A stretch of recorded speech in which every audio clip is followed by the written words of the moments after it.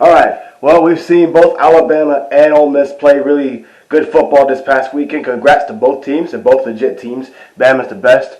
Ole Miss is working their way to that status, both with impressive victories over ACC teams such as Miami and Louisville. I'm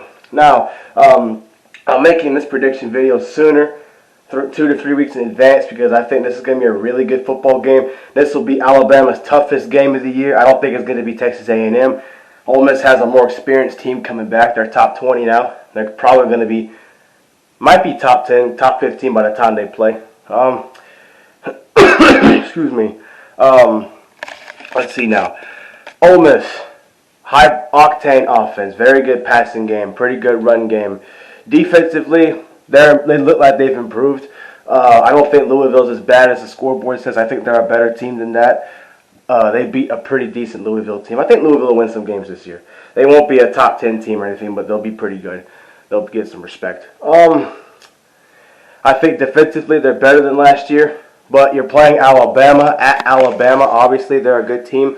The weakness is probably the quarterback, and honestly, he doesn't look like much of a weakness. He looks like a veteran out there, how he played against Miami.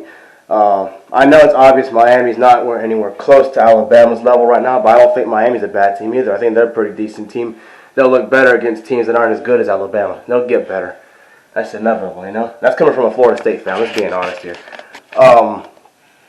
But this game's at Alabama again. You have already lost to Alabama before, and Lane Kiffin is Nick Saban's former assistant.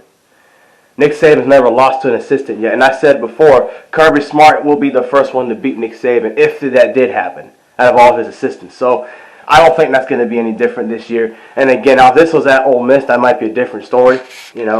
But I think Alabama wins this football game. It'll be a lot like last year, you know. I think Ole Miss's defense will keep it tighter. I don't think it's going to be quite as high scoring. And it might be a 40 to 30, something like that. Not 60 to 50, something like it was, or whatever it was this past year. I think Bama's defense will get rattled in this game, but I think Bama's defense will seal the game with an interception or a fumble recovery or something, or maybe even stop them on downs. This game will be really close, but I have Alabama's offense still really good. The receiving core is very ridiculous. Their running game is still pretty decent. It's going to be a good running game, you know. The passing game, I think Bryce Young is going to get so good to the point by week 3 or 4 he'll be more settled in, and he already looks settled in. That's the scary part. Nick Saban wasn't lying when he said he looks like $1 million or whatever it was he said.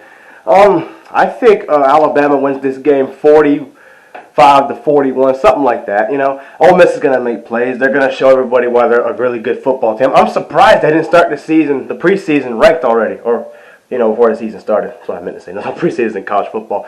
But I got Bama winning this game and a tight game.